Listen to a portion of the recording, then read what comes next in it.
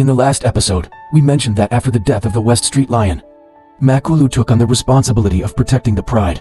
To protect his siblings, on one hand, avoiding harm from invaders, on the other hand, providing enough food for the Pride. At this time, for the two adults, Makulu was more of a father figure than a seeker.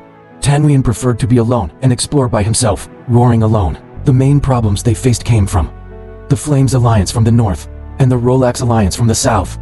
Both alliances could potentially reduce their numbers. Besides that, there were some unexpected intruders. As the guardian of the Pride's safety, Makulu faced great pressure. In June 2005, a mature male lion named Ravenscourt entered the Sparta Pride's territory.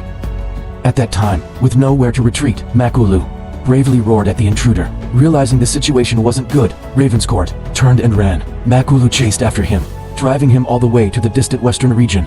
By the end of 2005, the 8 members of the Sparta Pride all remained intact. Not one was lost. For over a year, Makulu guarded the Pride alone, facing 2 powerful alliances from north and south. Makulu led the Pride, surviving in the gap between them. It wasn't easy.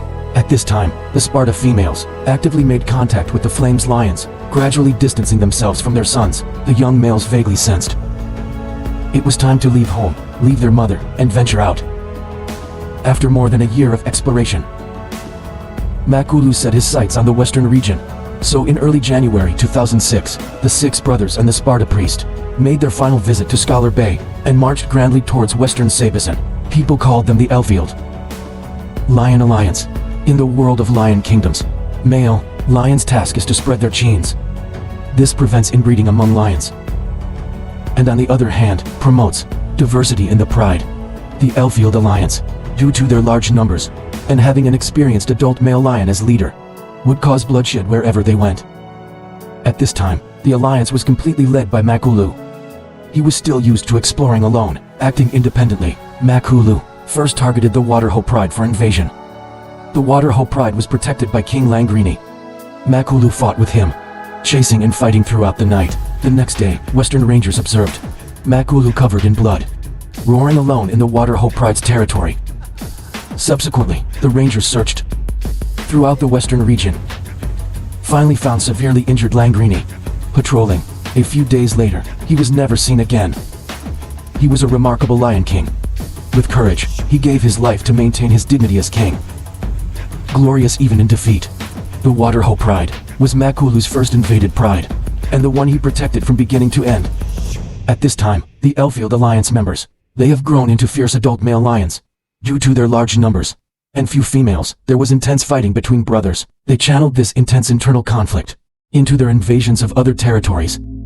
In their subsequent invasions, under the leadership of experienced Makulu, starting from July 2006, they continued to invade the Tsalala Pride, the Sand River Pride, the Charleston Pride, until early 2007, after they invaded the Shalala Pride. The Airfield Coalition finally slowed their invasions. They conquered many territories, invaded many prides. However, most prides avoided them like the plague. Their brutality during invasions caused enormous damage to every pride. The Tsalala Pride suffered the most damage, from 19 members before invasion to just 6, followed by the Charleston Pride, this declining dominant pride. None of its 10 members survived. Then there was the Shalala Pride, reduced from 10 members to 5, and Shalala's king Roke was killed and eaten. In just 1 year, including cubs, they killed no less than 50 lions, reducing the reserve's lion population by 40%. This also included his brother Makulu's cubs in the Vortex Pride. Due to Makulu's early suppression, his brothers and the lionesses had no mating records. Due to male lion's instinct, they will kill cubs that aren't their own, so lionesses who lost cubs will come into heat again.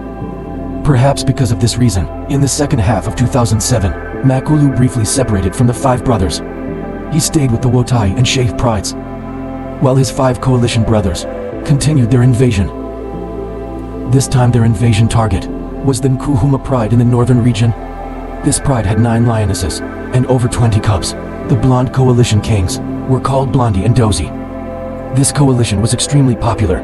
They were the star lions of the reserve. The invasion happened on December 8, 2007. Blondie was the first to be attacked by the 5 brothers. Then his brother Dozy came to help. Although the blonde brothers had larger bodies, rich experience, and home field advantage. But faced with such numerical disadvantage, they had no chance of winning. Finally, Blondie was injured and fell. Dozy escaped thanks to tourist vehicles' interference. Some lionesses fled with the remaining cubs. The superstar pride was thus shattered. Perhaps because this invasion caused too much controversy. Some people in the reserve proposed human intervention to shoot 2 lions or relocate them to other areas. Through this way, to weaken the Mapogo coalition's power and reduce their destructive impact, worried that if this continued, it would affect Sabi-san's lion ecological balance, and this notorious coalition got a new name called Mapogo, meaning mafia thugs, while their fans called them the bad boys. Some hate them, some love them. Their stories also caught the interest of TV program producers, who were interested in making what later became the so-called 16-year tracking documentary about the Blood Alliance. After the 5 Bad Boys Alliance invaded Kuhu Pride, the lionesses, to avoid them, all fled from their territory. The Bad Boys Alliance returned to the west. After reuniting, the Bad Boys crossed outside the reserve fence and were shot by local indigenous people. Human-lion conflicts not only existed then, but continue to intensify even today. Local people need development while wildlife needs living space. This conflict will exist for a long time. Surprisingly, one young adult male lion managed to escape back. He survived alone for 2 months. No one knows how he managed to survive. Until March, when he really loved that his own father never gave him. And Makulu once again became a solitary lion king. The Saha Pride became history. After the rangers documented these observations, people gained a completely new understanding of this seemingly brutal coalition leader. According to the laws of the lion world, for a young male lion who lost his pride to survive was itself a miracle. He transformed from a weakling to a strong lion, and finally became a king. The first half of his life was filled with countless twists and hardships. He once lived in submission. He was once unknown. At crucial moments, he turned the tide. The Bad Boys coalition he led, like a nightmare, loomed over the entire Savannah animal kingdom. During the Bad Boys' early Pride invasions, it was basically all dominated by Makulu. He behaved in a simple and brutal way, fierce and savage, and this kind of behavior subtly influenced the growing younger brothers, or these animals. The actions they take are all instinctive behaviors for survival. They kill to survive, not for the sake of killing. Regarding these brutal acts of beasts, we cannot use human values to judge these animals' behaviors. After age 10, Makulu had passed his prime.